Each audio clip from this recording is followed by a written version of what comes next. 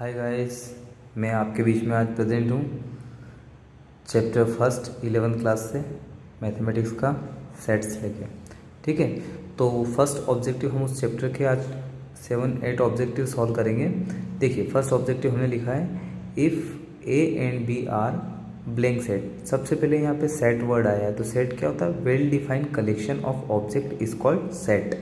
ठीक है, हिंदी में इसको कहते हैं समुच्चय। तो सुपरिभाषित समुच्चय, वस्तुओं का सुपरिभाषित समूह जो होता है, मतलब जिसे हम अच्छे से परिभाषित कर सकें, वो समूह क्या कहलाता है? समुच्चय कहलाता है। तो सबसे पहले आपको यहाँ पे बोला है if A and B are blank. Blank मतलब उनमें कोई एलिमेंट नहीं है। ठीक है, जो सेट के अंदर एलिमेंट्स होते हैं वो कहलाते हैं, जो मेंबर्स होते हैं वो कहलाते हैं एलिमेंट्स। तो यहाँ पे बोला गया है ब्लैंक सेट, मतलब जिसमें कोई एलिमेंट नहीं है। तो ए क्रॉस बी क्या होगा? ए क्रॉस बी होगा 5। ठीक है, तो हम लिख देंगे यहाँ पे 5। दूसरे नंबर पे हमने लिया है 5 का मतलब होता है नल सेट, जिसमें कोई एलिमेंट नहीं होता है। ठीक है, ये एक ब्लैंक सेट कहलाता है।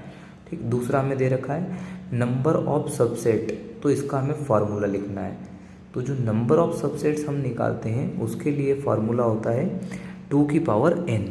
ठीक है, मतलब जितने भी एलिमेंट होंगे, जैसे मान लीजिए किसी सेट में हमारे पास एक सेट हम ले लेते हैं जिसमें हमारे पास मान लो 2 और 4 दो एलिमेंट है, या और भी बढ़ा सकते थे, पर यहाँ 2 एलिमेंट्स है। तो हम लिखेंगे 2 की पावर कितना? 1 और 1 2 एलिमेंट्स। तो यहाँ कितना हो जाएगा? 4 इसके सबसेट बन सकते हैं। ठीक है, ये बात हमें ध्यान रखना है। वो मैं बाद में सिखाऊंगा दूसरे वीडियोज़ में कि हम कैसे इसके सबसेट बनाएंगे। अब आगे का हम देखते हैं ऑब्जेक्टिव। तो थर्ड ऑब्जेक्टिव में हमारे पास ए यूनियन बी है। यूनियन का मतलब होता है सबको मिलाना। ठीक है, तो ए यूनियन 5, सॉरी बी नहीं है 5 है, तो ए यूनियन 5 मतलब एक आपके पास सेट है और एक आपके पास ब्लैंक सेट है। 5 क्या रिप्रेजेंट करता है? ब्लैंक सेट या नल सेट। तो दोनों को जब यूनियन निकालते हैं तो आता है ए। ठीक है, यदि यहाँ बी कोई सेट होता है जिसमें एलिमेंट्स होते हैं और ए में कोई एलिमेंट नहीं, तो हम यहाँ बी लिख देते हैं। ठीक, ऐसे ही इंटरसेक्शन जब होता है तो 5 के साथ किसी सेट का इंटरसेक्शन हमेशा क्या आएगा? 5 आएगा। ठीक है, इसके बाद नेक्स्ट ऑब्जेक्टिव में दे रखा है हमें कि if A is a set then value of A dash का भी डैश। मतलब यहाँ पे हमें क्या करना है? डैश का भी डैश यदि निकालना है, मतलब पूरक का भी पूरक निकालते तो वापस से क्या जाएगा? ए आ जाएगा। ठीक है, मतलब डैश का फिर डैश हुआ। जैसे सीधी सी बात है, ये पेन ऐसे रखा है, डैश मतलब हो गया एक बार मैंने इसको घुमाया, फिर से एक और डैश, तो फिर घुमाया, तो हमारे पास क्या जैसी शुरू में पोजीशन थी वही स्टार्टिंग वाली पोजीशन आ गई। मतलब हमारे पास सेट ए ही बन जाएगा। अब ए इक्वल टू हमारे पास है 2 4 एंड बी इक्वल टू 3 5। तो हमें निकालना है ए इंटरसेक्शन बी। इंटरसेक्शन का मतलब होता है जो सेट ए में भी हो, जो सेट बी में भी हो। अब दोनों में क्या है? यहाँ 2 है तो यहाँ 2 नहीं है, यहाँ 4 है पर 4 इधर, यहाँ 3 है तो यहाँ 3 नहीं है, यहाँ 5 है तो इधर 5 नहीं है। मतलब इनके एलिमेंट एक दूसरे से बिलोंग्स नहीं करते हैं, तो ये क्या हो जाएगा?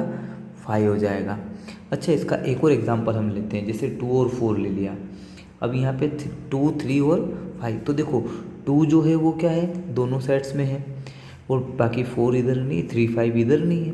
तो जो हमारे पास 2 है, ये 2 क्या हो गया? दोनों से बिलोंग करता है, तो इंटरसेक्शन क्या हो जाएगा? 2 हो जाएगा। अंडरस्टैंड? मतलब इसको सर्वनिष्ठ बोलते हैं हिंदी में, इंग्लिश में बोलते हैं इंटरसेक्शन। इंटरसेक्शन मतलब जो दोनों में हो। देखो सर्वनिष्ठ का मतलब क्या होता है? जो सब जगह दिखे, सर्व सब जगह।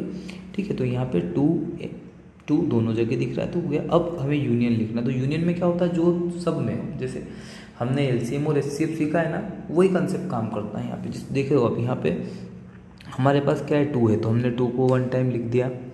इनमें सब ब्रैकेट बनाना है। ठीक है, कर्ली ब्रैकेट है, ये सिंबल होता है सेट का। तो हमने यहाँ पे एक एलिमेंट ले लिया, 2 दोनों का हो गया। अब फिर क्या आ रहा है? नेक्स्ट 2 के बाद 3 आ रहा है। ठीक है, 4 आ रहा है, हाँ 5 हाँ आ रहा है। बस ये सारे एलिमेंट हमारे क्या हो जाएंगे? यूनियन में आ जाएंगे। इस तरीके से हम सभी ऑब्जेक्टिव को अच्छे से पढ़ के इजीली सॉल्व कर सकते हैं। तो आप ऐसे ही वीडियो को देखते देखते मैथ्स को इसी तरीके से सीखते चलिए। आशा करता हूँ ये सारे वीडियोस आपको समझ में, ये सारे क्वेश्चन आपको समझ में आ गए होंगे ऑब्जेक्टिव। इसी तरीके से और ऑब्जेक्टिव समझने के लिए आप मेरे वीडियोस देखते रहिएगा, लाइक कीजिएगा। मेरे चैनल को सब्सक्राइब नहीं किया तो कर लीजिएगा। ठीक है, आशा करता हूँ आपको ये समझ में आया होगा। Thank you.